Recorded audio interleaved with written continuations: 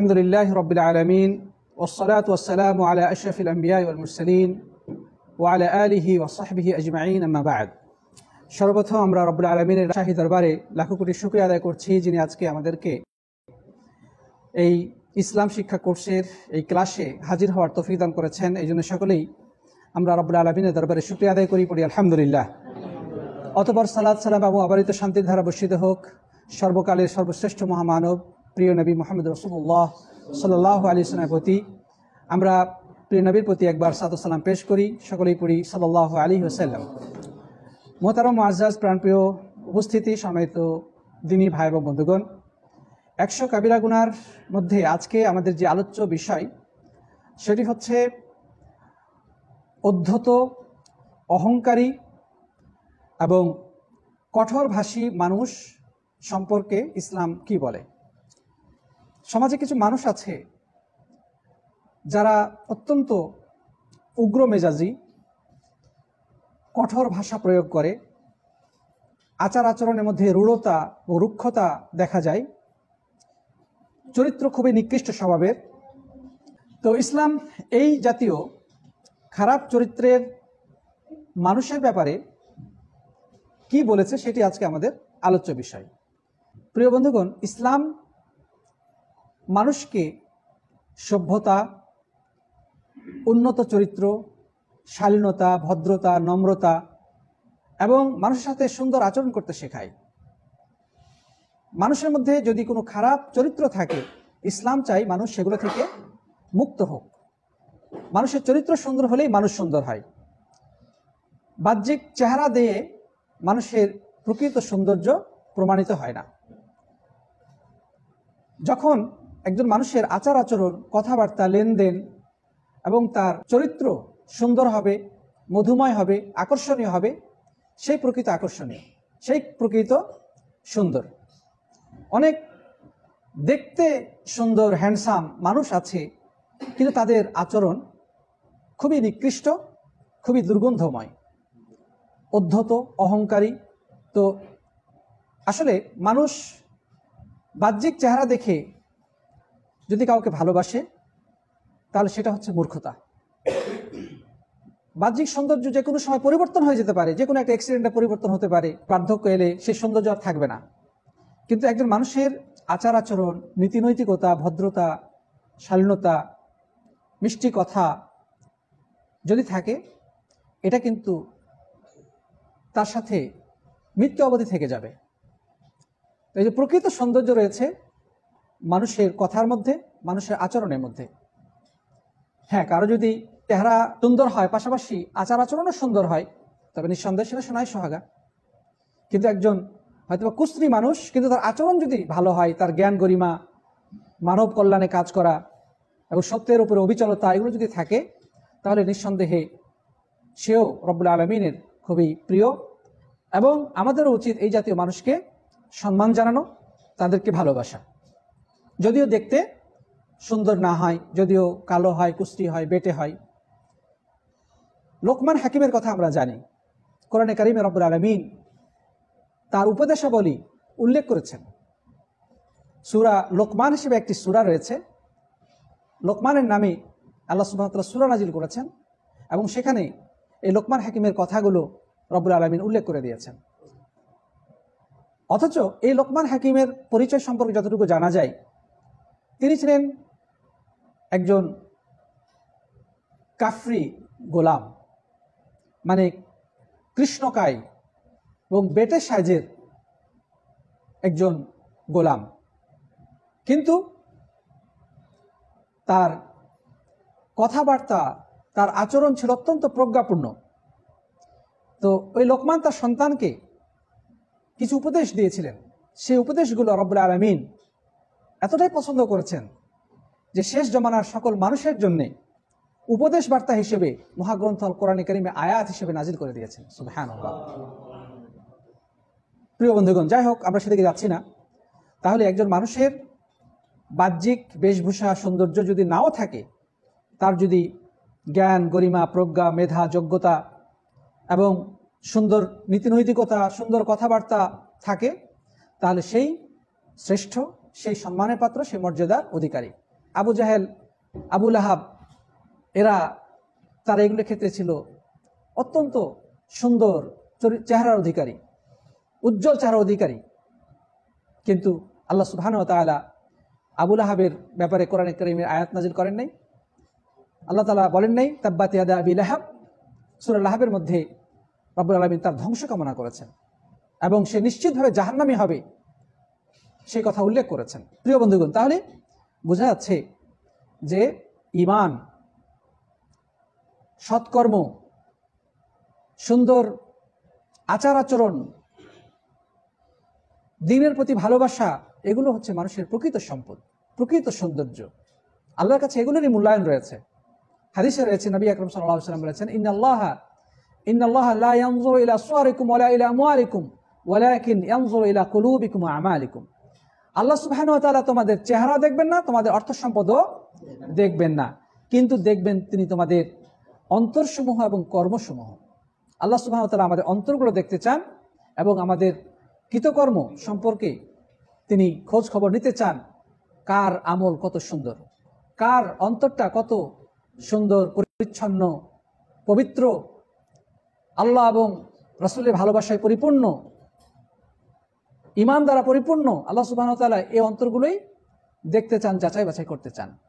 আল্লাহ রাব্বুল আলামিন আমাদেরকে আমাদের বাহ্যিক সৌন্দর্যের আগে আমাদের ভিতরগত, আমাদের অন্তর এবং আমাদের মননকে সুন্দর করার তৌফিক দান করেন, বলেন আল্লাহুম্মা আমিন। জনৈক মনীষী বলেছেন যে তোমার চেহারা বা বাহ্যিক সৌন্দর্য নিয়ে গর্ব করিও না, কারণ এটা তৈরিতে তোমার নিজস্ব কোনো হাত নেই। আছে কেউ কি নিজেকে নিজে সুন্দরভাবে তৈরি করতে পেরেছে? এখানে তোমার নিজস্ব কোনো হাত নেই। তোমার যদি গর্ব করার মতো কিছু থাকে, গর্ব যদি করতে চাও, তাহলে তোমার উচিত গর্ব করা তোমার সুন্দর আচার আচরণ, তোমার চরিত্র নিয়ে করা উচিত। কারণ চরিত্রকে তুমি নিজে গঠন করতে পারো, নিজের ভিতরে ভুল ত্রুটি সেগুলো সংশোধন করার সুযোগ তোমার রয়েছে। সুতরাং বাহ্যিক চেহারা সৌন্দর্য নিয়ে কেউ যেন গর্ব না করে। এটা মানুষের হাতের তৈরি নয়, এটা রব্বুল আলামিন সৃষ্টি করেছেন। প্রিয় বন্ধুগণ, তো যাই হোক, আজকে যে হাদিসটি আমরা আলোচনা করব সেই হাদিসটি খুবই মূল্যবান। হাদিসটি বর্ণনা করেছেন হারিস ইবনে ওয়াহাব আল খুজাই রাদিয়াল্লাহু তাআলা আনহু। তিনি বলছেন, নবী আকরাম সাল্লাল্লাহু আলাইহি ওয়াসাল্লাম বলেছেন, লা ইয়াদখুলুল জান্নাতা আল জাওয়াজ আল জাযরি, লা ইয়াদখুলুল জান্নাতা আল জাওয়াজ আল জাযরি, যে জান্নাতে প্রবেশ করবে না এই দুই শ্রেণীর মানুষ। এখন এই জাওয়াজ এবং জাযরি কাকে বলা হয় বা এগুলোর প্রকৃত অর্থ কি, সে ব্যাপারে আমরা একটু জানার চেষ্টা করি। এ ব্যাপারে আলেমগণ বিভিন্ন ধরনের মন্তব্য করেছেন যে দুটি শব্দের প্রকৃত অর্থ কি। প্রিয় বন্ধুগণ, এই জাতীয় আরও একাধিক হাদিস রয়েছে। এই হাদিসে বলা হয়েছে আল জাওয়াজ। জাওয়াজ শব্দের অর্থ কি, এ ব্যাপারে আলেমদের বক্তব্য হচ্ছে যে আল আকুল, আল শারুব, আল বাতর, আল কাফুর, মানে একাধিক খারাপ বৈশিষ্ট্যের অধিকারী কোনো মানুষ। সেগুলো কি কি? পেটুক টাইপের মানুষ। 2 নম্বর হচ্ছে অধ্যত, অহংকারী। 3 নম্বর হচ্ছে অকৃতজ্ঞ। এই ধরনের লোককে বলা হয়েছে আল জাওয়াজ। তাহলে আলেমদের বক্তব্য অনুযায়ী এই শব্দের অর্থ কি? পেটুক, অধ্যত এবং অকৃতজ্ঞ, বা বলা যায় অবিশ্বাসী। আল জাওয়াজ শব্দটির আরেকটি অর্থ আলেমগণ বলেছেন আল মুখতাল ফি মাশিহি ওয়াল গালিজুল ফাজ, মানে জাওয়াজ শব্দের আরেকটি অর্থ হলো যে চালচলনে অধ্যত, খুবই অহংকারী মনোভাব নিয়ে চলাফেরা করে এবং কঠোর স্বভাবের অধিকারী এবং কথাবার্তার মধ্যে রুক্ষ, মানে কথার মধ্যে কোনো মিষ্টতা নেই, খুব রুক্ষ স্বভাব, রূঢ় স্বভাব, কঠোরভাষী এবং চালচলনে অধ্যত বা অহংকারী। প্রিয় বন্ধুগণ, তাহলে আলেমদের ব্যাখ্যা থেকে আমরা এই শব্দটির অর্থ জানতে পারছি, যারা চলাফেরার ক্ষেত্রে অহংকারী মনোভাব প্রকাশ করে, চালচলন অহংকারপূর্ণ, কথাবার্তায় কোনো রসকস নেই, মিষ্টতা নেই, খুবই রুক্ষ এবং কঠোর কথাবার্তা বলে, আচরণের মধ্যে কোনো মাধুর্যতা নেই, এ ধরনের মানুষকে জাওয়াজ বলা হয়েছে। তাহলে নিঃসন্দেহে এ ধরনের বৈশিষ্ট্য যার মধ্যে থাকবে তাদেরকে কি মানুষ ভালোবাসে?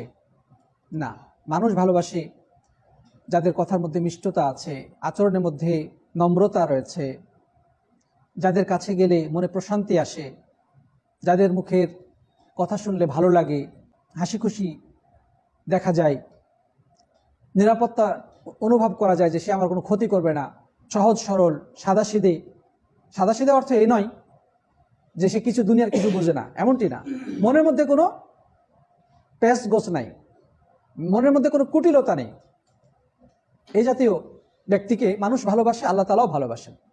আব্দুল্লাহ ইবনে মাসউদ রাদিয়াল্লাহু তাআলা থেকে বর্ণিত হয়েছে, তিনি বলছেন যে আল্লাহর নবী সাল্লাল্লাহু আলাইহি ওয়াসাল্লাম বলেছেন, আলা উখবিরুকুম বিমা ইয়াহরুমু আলান নার ওয়া বিমান তাহরুমুন নারু আলাই। আমি কি তোমাদেরকে এমন ব্যক্তির কথা বলবো যে জাহান্নামের আগুনের জন্য হারাম এবং জাহান্নামের আগুন তার জন্য হারাম। তারপরে তিনি বললেন যে সেই ব্যক্তিটা কে? বলছে আলা কুল্লি হাইয়িনিন লাইয়িনিন করিবিন সাহলিন। যে ব্যক্তির উপরে জাহান্নামের আগুন হারাম এবং জাহান্নামের আগুনের জন্য যে ব্যক্তি হারাম, সে হলো প্রত্যেক সহজ সরল, নম্র স্বভাবের, মানুষের সাথে সুসম্পর্ক বজায় রাখে এবং সহজ প্রকৃতির মানুষ।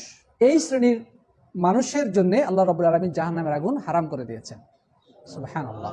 হাদিসটি তিরমিজিতে বর্ণিত হয়েছে এবং শেখ আলবানী রাহিমাহুল্লাহ এটিকে সহিহ হিসেবে সাব্যস্ত করেছেন। তাহলে দেখুন যে একজন মানুষের আচরণ কেমন হওয়া উচিত, মানুষের সাথে উঠা বসা কেমন হওয়া দরকার, তার মনের অবস্থাটা কেমন হওয়া উচিত, ইসলাম আমাদেরকে সেদিকে উৎসাহিত করছে।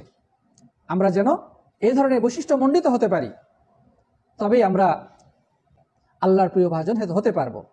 আল্লাহ রাব্বুল আলামিন আমাদেরকে ভালোবাসবেন। শুধু আল্লাহ রাব্বুল আলামিন ভালোবাসবেন না, বরং মানুষও তাকে ভালোবাসবেন।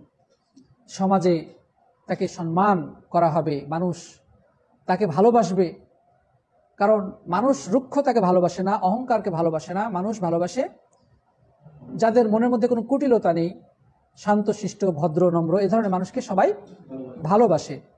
আরেকটি শব্দ আছে আল জাযারি। জাযারি বলতে কি বোঝানো হয়েছে? আলেমগণের ব্যাখ্যায় বলেছেন, আল মুতাকাব্বির আল জাফি ফিল মাউইযা, মানে অহংকারী এবং মানুষকে যদি ওয়াজ নসিহত করে, উপদেশ দেয়, খুব কঠোর ভাষায় উপদেশ দেয়। মানুষকে যদি সে কোনো উপদেশ দিতে যায়, তাহলে উপদেশ দেওয়ার ক্ষেত্রেও সে খুব কঠোর এবং শক্ত ভাষা ব্যবহার করে, উগ্র ভাষা ব্যবহার করে। উপদেশ তো হওয়া উচিত নম্রতাপূর্ণ ভাষা। আল্লাহ সুবহানাহু ওয়া তাআলা কোরআনে কারীমে কি বলেছেন? উদউ ইলা সাবিলি রাব্বিকা, তুমি আহ্বান করো মানুষকে, বিল হিকমা মানে জ্ঞান এবং প্রজ্ঞা সহকারে, ওয়াল মাউইযাতিল হাসানা এবং উপদেশপূর্ণ নম্র কথার মাধ্যমে।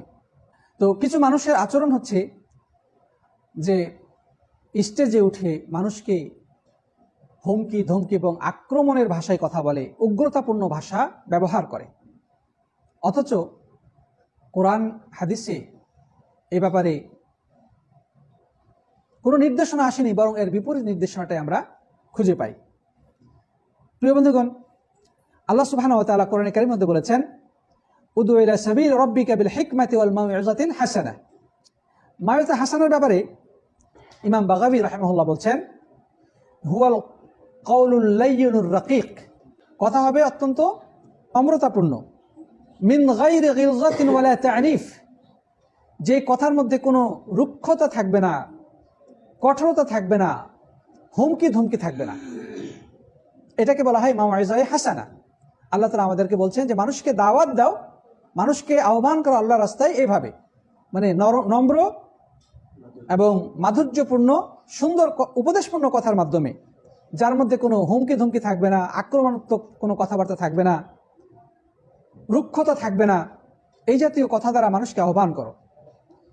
প্রিয় বন্ধুগণ, পৃথিবীতে ফেরাউনের থেকে উদ্ধত অহংকারী কোনো শাসক কি এসেছিল? এর থেকে উদ্ধত অহংকারী আর কোনো শাসক পৃথিবীতে ছিল না। সে নিজেকে সর্বোচ্চ প্রভু হিসেবে দাবি করেছিল, বলেছিল আনা রব্বুকুমুল আ'লা, আমি তোমাদের সর্বোচ্চ রব। এই ব্যক্তিকে দাওয়াত দেওয়ার ব্যাপারে আল্লাহ তাআলা কাকে পাঠিয়েছিলেন? মূসা আলাইহিস সালাম এবং তার ভাই হারুন আলাইহিস সালামকে। তখন আল্লাহ তাআলা তাদেরকে কি উপদেশ দিয়েছিলেন? যে ফেরাউনের কাছে গিয়ে ইটের বদলে পাটকেল মারবা নাকি? ও যদি চিল্লায় তোমরাও চিল্লাবা, ও যদি উদ্ধত অহংকারে আচরণ করে তোমরাও এর থেকে বাড়িয়ে অহংকারে আচরণ করবা, এটা বলছিলেন? আল্লাহ তাআলা কি বলেছেন? যেটা সূরা তোহার 44 নম্বর আয়াতে বলছেন, ইযহাবা ইলা ফিরআউনা ইন্নাহু তাগা, যে তোমরা ফিরআউনের কাছে যাও, সে সীমালঙ্ঘন করেছে। ফাকুলা লাহু কাওলান লাইয়িনা, এরপরে তোমরা তাকে বলো নম্র ভাষায় কথা। মানে সে সীমালঙ্ঘন করেছে, তোমরা তার কাছে যাও এবং নম্র ভাষায় কথা বলো, হয়তোবা সে উপদেশ শুনবে, হয়তোবা সে ফিরে আসবে। তাহলে এখানে পৃথিবীর সবচেয়ে উদ্ধত অহংকারী শাসকের কাছে আল্লাহ রাব্বুল আলামিন একজন সম্মানিত নবী এবং শ্রেষ্ঠ নবীদের অন্তর্ভুক্ত মূসা আলাইহিস সালাম এবং তার সঙ্গী তার আপন ভাই হারুন আলাইহিস সালামকে আল্লাহ তাআলা উপদেশ দিলেন যে তুমি এই শাসকের কাছে গিয়ে নম্র ভাষায় কথা বলবে, হয়তোবা সে উপকৃত হবে, হয়তোবা সে ফিরে আসবে। আল্লাহ রাসূল সাল্লাল্লাহু আলাইহি ওয়াসাল্লাম তিনি ছিলেন পৃথিবীর সর্বশ্রেষ্ঠ দায়ী। তার থেকে বড় দায়ী কি আর কেউ ছিল? তার আচরণ কেমন ছিল? আল্লাহ তাআলা কোরআনে কারীমের সূরা আলে ইমরানের 159 নম্বর আয়াতে আল্লাহ নবী সাল্লাল্লাহু আলাইহি ওয়াসাল্লামের আচরণ কি ছিল সেটা তিনি বলে দিয়েছেন। আল্লাহ তাআলা বলছেন, ফাবিমা রাহমাতিন মিনাল্লাহি লিনতা লাহুম ওয়ালাউ কুনতা ফাযযান গালিযাল কলবি লানফাদ্দু মিন হাওলিক। আল্লাহ তাআলা বলছেন যে আল্লাহর অনুগ্রহিত আপনি মানুষের জন্য কোমল হৃদয়ের হয়েছেন। ওয়ালাউ কুনতা ফাযযান গালিযাল কলবি, যদি আপনি রুক্ষ এবং কঠোর অন্তরের অধিকারী হতেন তাহলে মানুষ আপনার আশপাশ থেকে দূরে সরে যেত, মানুষ পালিয়ে যেত। কিন্তু আল্লাহর অনুগ্রহে আপনি হয়েছেন মানুষের প্রতি অত্যন্ত দয়াসুলভ আচরণের অধিকারী। আপনার অন্তরটা কোমল নরম হয়েছে এবং যদি আপনি শক্ত ভাষায় আমার সাথে কথা বলতেন, রূঢ় আচরণ প্রদর্শন করতেন, ব্যবহার যদি খুব রুক্ষ সূক্ষ্ম হতো, তাহলে মানুষ আপনার আশপাশে আসতো না, সব দূরে সরে যেত। তাহলে একজন দায়ীর এখান থেকে শিক্ষা গ্রহণ করতে হবে যে প্রতিপক্ষ যতই খারাপ হোক আপনাকে তো খারাপ হওয়া যাবে না, নিজেকে নিয়ন্ত্রণ করতে হবে। বিতর্ক করতে হতে পারে, অনেক মানুষ আছে সহজে আপনার কথা মানবে না, আপনার বিরুদ্ধে তর্কে বিতর্কে তারা লিপ্ত হবে। তখন আল্লাহ তাআলা কি বলছেন? ওয়াজাদিলহুম বিল্লাতি হিয়া আহসান, আল্লাহ বলছে উদু ইলা সাবিল রাব্বিকা বিল হিকমাতি ওয়াল মাউইযাতিল হাসানা ওয়াজাদিলহুম বিল্লাতি হিয়া আহসান, মানুষকে ডাকো হিকমত তথা প্রজ্ঞা সহকারে এবং সুন্দর উপদেশপূর্ণ কথা সহকারে, এবং তর্ক করো তাদের সাথে সবচেয়ে সুন্দরতম পদ্ধতিতে। সুন্দরতম পদ্ধতিতে তর্কটা কিভাবে হয়? যেই তর্কের মধ্যে যুক্তি থাকে, প্রমাণ থাকে, যেই তর্কের মধ্যে নিজেকে জাহির করার কোনো আগ্রহ প্রকাশিত হয় না, বরং সত্যটা উদ্ঘাটন করাই যেখানে উদ্দেশ্য থাকে, এবং অপর যে বিতর্কে লিপ্ত হয়েছে তার প্রতি দয়াদ্র আচরণের সাথে তাকে জাহান্নামের আগুন থেকে রক্ষা করা, তাকে ভুল পথ থেকে ফিরিয়ে আনা, এটা যার উদ্দেশ্য থাকে তর্ক করার। কিন্তু বর্তমানে আমাদের যেগুলো মুনাজারা হয় বা তর্ক বিতর্ক হয়, বাহাস তর্ক মুনাজারা হয়, এগুলোর অবস্থা কি? সেখানে যে কোনো মূল্যে প্রতিপক্ষ ঘায়েল করাটাই উদ্দেশ্য। মানে নিজেকে জিতাতে হবে, অপরপক্ষে পরাজিত ঘোষণা করতে হবে, ব্যাস এটাই টার্গেট, আর কিছু না। হক খুঁজে বের করা, সত্য উদ্ঘাটন করার উদ্দেশ্য থাকে না। যদি সে হেরে যায় তাহলে মানুষের কাছে সে কিভাবে মুখ দেখাবে? এত বড় হুজুর হেরে গেল না। এই জন্যে মিথ্যা, উল্টা পাল্টা, অশ্লীল ভাষা, যে কোনো মূল্যে নিজেকে প্রতিপক্ষের উপরে বিজয় করা বা অপরপক্ষকে গালাগালি, বদনাম, মিথ্যা আরোপ, অপবাদ, কুযুক্তি, বিভিন্নভাবে তাকে ঘায়েল করার চেষ্টা করা হয় না। এগুলো কখনোই মানুষের জন্য সত্য প্রকাশের ক্ষেত্রে সহায়ক নয়, বরং এগুলো সমাজে আরো বিশৃঙ্খলা তৈরি করে। এই জাতীয় বাহাস মোনাজারে লিপ্ত হওয়া জায়েজ নেই। এর দ্বারা সমাজের মধ্যে শুধু বিশৃঙ্খলাই তৈরি হয়, মানুষ সত্যটা জানতে পারে না। দেখা যাচ্ছে যে উভয় পক্ষই ফেসবুকে এসে তারাই বিজয়ী হয়েছে বলে ঘোষণা করে, ঠিক না? ঠিক। অপর পক্ষ দিতে বলছেন আমরাই বিজয়ী হয়েছি, এরা বলছেন আমরাই বিজয়ী হয়েছি। তাহলে এটা কেমন হলো? তাহলে এগুলো কিন্তু বাহাস মোনাজার কোনো আদব না। মূলত বাহাস মোনাজারা দ্বারা ইসলামের খুব যে লাভ হয়েছে তা না। এই জন্যে এটা, এই পথ উন্মুক্ত করা উচিত নয়। হ্যাঁ, জরুরি প্রয়োজনে করা যেতে পারে সীমিত পর্যায়ে, বিশেষ ক্ষেত্রে। কিন্তু কিছু মানুষ আছে সবসময় খালি বাহাস বাহাস বাহাস মোনাজারা, মানে ওনার কাজই চ্যালেঞ্জ। 1 লক্ষ টাকা চ্যালেঞ্জ, 10 লক্ষ টাকা চ্যালেঞ্জ, এখন তো 10 কোটি টাকা, 100 কোটি টাকার চ্যালেঞ্জও শোনা যাচ্ছে। প্রিয় ভাইয়ের আমার, এগুলো ইসলামের কোনো কাজ না। মান ইহরামুর রিফ ইহরামুল খায়রু কুল্লু। নম্র থেকে বঞ্চিত হয়েছে, সে সব ধরনের কল্যাণ থেকে বঞ্চিত হয়েছে। আল্লাহ নবী সাল্লাল্লাহু আলাইহি ওয়াসাল্লাম আরেকটি হাদিসের মধ্যে বলেছেন, যে হাদিসটি মাজারনে আয়েশা রাদিয়াল্লাহু আনহা থেকে বর্ণিত, সহিহ মুসলিমে এসেছে, ইন্না রিফকা লা ইয়াকুনু ফি শাইইন ইল্লা যানাহ। যে জিনিসের মধ্যে নম্রতা আছে ওই জিনিসটার সৌন্দর্য বেড়ে যায়। ওমা নুজিআ মিন শাইইন ইল্লা শানাহ। আর যে জিনিস থেকে নম্রতাকে উঠিয়ে নেওয়া হয়েছে, অর্থাৎ যার মধ্যে কোনো নম্রতা নেই, সেটা হয়ে যাবে মানে কুৎসিত এবং অকল্যাণকর। যেটা যার মধ্যে নম্রতা রয়েছে তার মধ্যেই সৌন্দর্য রয়েছে, কল্যাণ রয়েছে। আর নম্রতা উঠিয়ে নেওয়া যদি হয়, মানে নম্রতা যদি না থাকে, তাহলে সেটা হয়ে যায় কুৎসিত, নোংরা এবং কদর্য, অকল্যাণকর। প্রিয় সাথী বন্ধুগণ, সুতরাং আমাদের সাধারণ দৈনন্দিন জীবনে আচার আচরণের ক্ষেত্রে যেমন এই গুণগুলো প্র্যাকটিস করা উচিত, আল্লাহর পথে দাওয়াতের ক্ষেত্রে এগুলো আরো বেশি প্রয়োজন। আপনি রেগে গেলেন তো হেরে গেলেন, একটা কথা বলে না? মামার বিন সুলাইমান রাহিমাহুল্লাহ বলেন যে আপনি যদি কোনো ব্যক্তিকে রাগিয়ে দেন, তাহলে সে আপনার কথা শুনবে না। আপনি তাকে রাগিয়ে দিয়েছেন।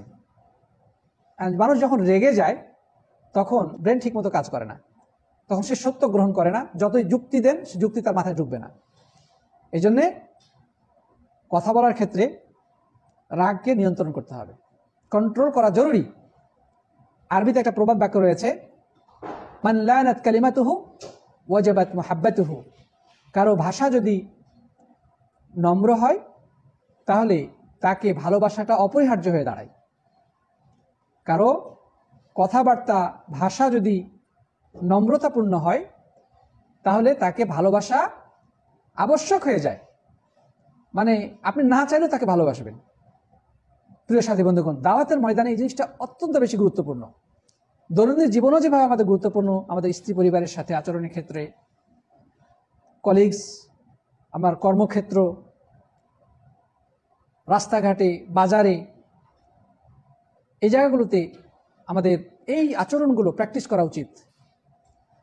আরেকটা চমৎকার একটা হাদিস বলেই আমরা আলোচনা শেষ করব। প্রিয় সাথী বন্ধুগণ, এই হাদিসটি আসলে কত সুন্দর।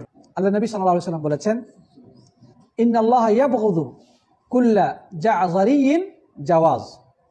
আল্লাহ রাব্বুল আলামিন ঘৃণা করেন জাযরি। জাযরি আমরা একটা অর্থ কি বলেছিলাম, মানে রুক্ষ আচরণ অধিকারী এবং কঠোর ভাষা প্রয়োগকারী, অর্থাৎ যার আচরণ খুবই খারাপ, এক কথায় বলা যেতে পারে। অধ্যত বলেন, অহংকারী বলেন, পেটুক বলেন, তারপরে অকৃতজ্ঞ বলেন, রুক্ষ আচরণ অধিকারী বলেন, সব খারাপ গুণগুলো এই দুই শ্রেণীর মানুষের মধ্যে আছে। আল্লাহ তাআলা এই জাতীয় লোককে অপছন্দ করেন, ঘৃণা করেন।